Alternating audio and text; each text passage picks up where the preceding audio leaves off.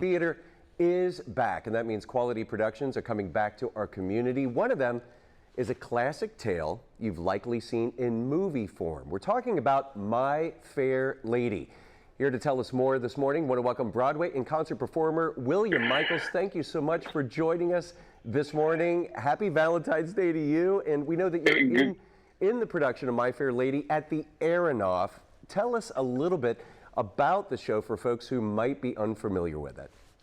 And good morning, Peter. Well, I tell you, what a better date night plan than to go out to see a top-notch Broadway production come to Cincinnati. This is the Lincoln Center production of My Fair Lady that won Tony Awards, directed by Bartlett Sher, who's just the top of his game, one of the greatest directors that we have now in the city and on film.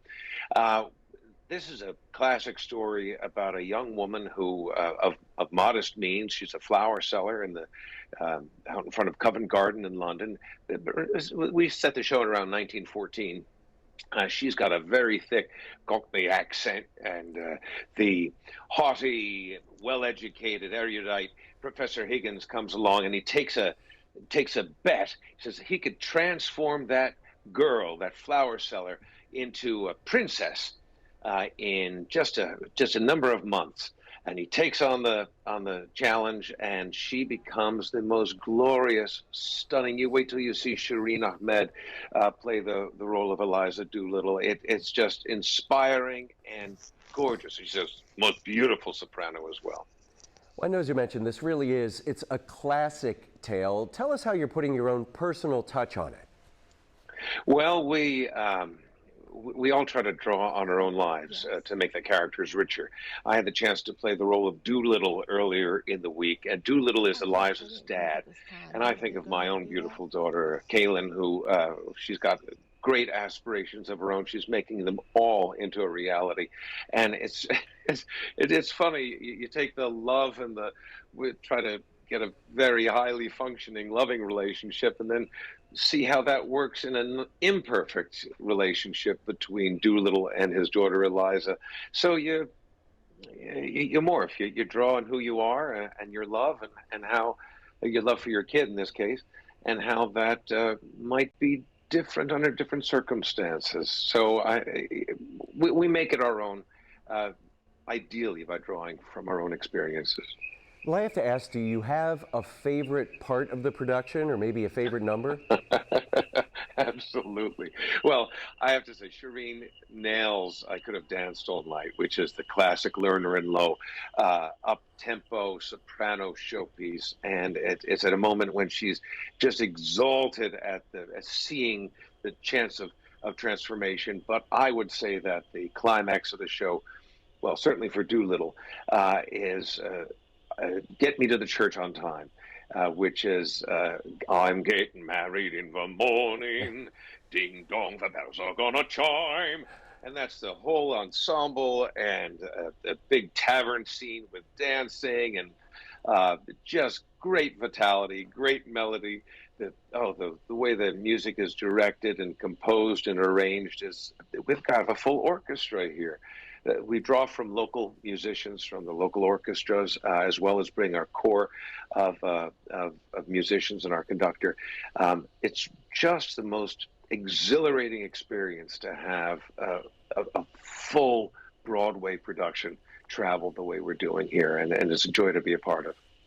And I do want to ask also, because, I mean, it's been a minute. Theater was on pause for such a long time. How does it feel to be back on stage in front of an audience? It's our lifeblood.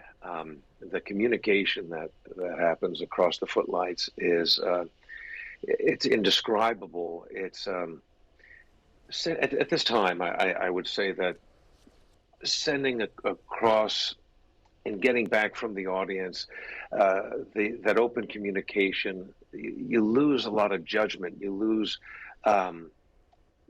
the moment in history or whatnot, and you're just talking human to human. And it may seem odd that you get that in a room with a couple thousand people and singing songs and speaking this beautiful, the words of Shaw and the beautiful scenery and music and production. But somehow it's a very personal experience. And the ideal is that every one of those thousands of people in the house, they're spoken to directly, and they're in some way communicating with us. You can't get that over Skype. You can't get that on Zoom. You only get that in person. In fact, this weekend, I took a few days off from the touring production of My Fair Lady, and I sang with the Utah Symphony, a beautiful concert of Rodgers and Hammerstein's classics. And there was a moment where I sang Edelweiss to the audience, and they all sang it with me. It just makes me want to cry thinking about it. It absolutely is. And you get the sense that the people listening to the Lerner and Loewe music at the theater right there at the Aronoff are having the same experience. Their hearts are opening up. Their spirits are opening up. I think it's a wonderful, healing, healthy, perhaps the best thing to do on a Valentine's Day this year. There you go. I have to ask, too, if people want to see the show, when's it playing and how can people get tickets? Well, it runs for the remainder of this week. It's been selling very well, but I know that tickets are available still, good seats. You go to cincinnati.broadway.com, cincinnati.broadway.com. You can search, of course, My Fair Lady Cincinnati, and you'll get our website. And I think there's a number here, too. You can call the box office at 513-621-2787. That's 513-621-2787.